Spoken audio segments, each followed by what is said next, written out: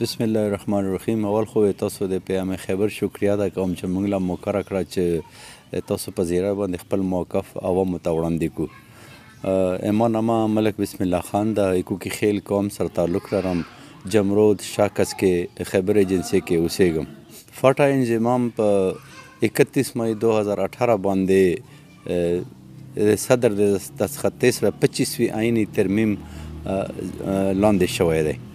و د اولې ورځې نه موږ دا مسترد کړی ده او د خلاف خپل جد و جهد هم جاري ساتلی دی. دا ځکه موږ مسترد کوو چې په دا نظام کې موږ د قبایلو لپاره هېڅ ګټه ونه لیده.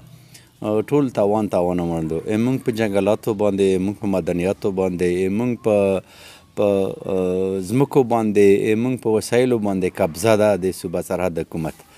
نور یې موږ له هېڅ هم نه یې راکړي. دا اوس هم یې موږ ترقیاتي فنډونو لپاره سنټر ته ګوري.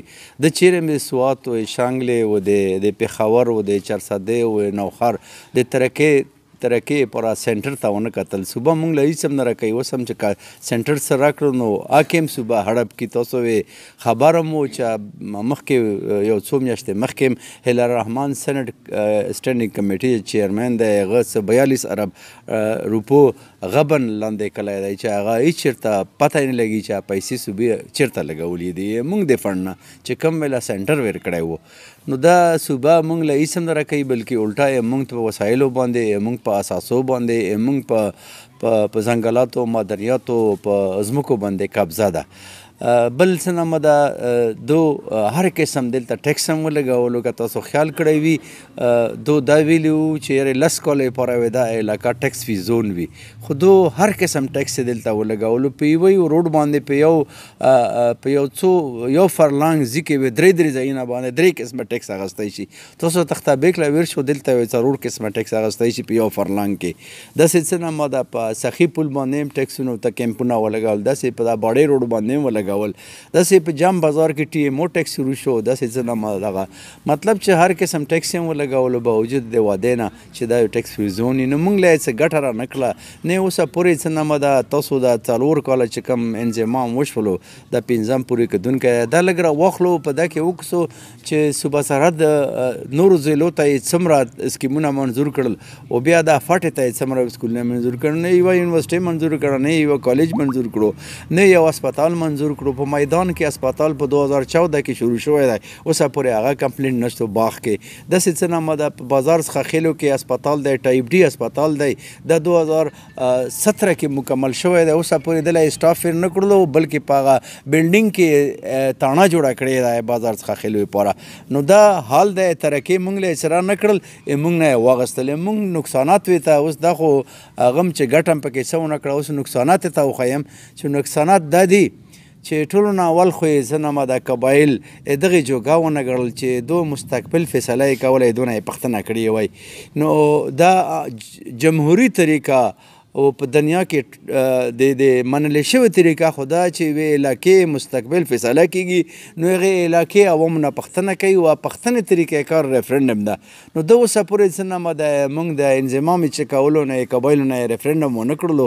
حالانکې څه نامه ده په آئین کې آرټیکل 247 سب آرټیکل 6 کې د فاټې د حیثیت د تبدیلولو باقاعده طریقې کار واضح دی. دو هغه هم اډاپټ نه کړلو، ریفرنډم یې ونه کړلو. نو دو په خپله خپل آئین خلاف ورزي وکړله، آی پس نظر انداز کړلو، موږ هغې وکړله، موږ یې دغې جوګه ونه ګڼلو چې موږ مستقبل فیصله یې کولی. نو موږ نه یې پوښتنه کړې، نو موږ قبایلو یو قسم عزت نفس ته یې ټیس را ورسولو. بیا یې دغې نه دغه چې څه نامه ده موږ په دا کې کوټه لړله، سټوډنټس والا کوټه لړله. ټوله غټه طبعي خو دا وشوه چې سټوډنټس لپاره کومه کوټه ده هغه لړله چې انضمام نه مخکې کم سټوډنټس په کومو یونیورسټو کې داخل وو، هغو کورسونه، هغو هغه تعلیمي هغه چې کوم ډګریانو پیریډ و هغه نه و پوره. نو انضمام پې وشو چې انضمام وشو نو هغه سیټونه یې ختم کړل هغه په نیمه کې. نو چې په نیمه کې ختم کړل سټوډنټس یې دغې ته مجبوره کړه چې هغه لاړ شي پنجاب گورنر هاوس ته بهر په درنه باندې کینی، یا څه نامه لاړ شي په اسلام آباد پریس کلب ته کینی. نو د موږ سټوډنټس کوټه یې هم ختمه کړه، موږ جاب کوټه یې هم ختمه کړله.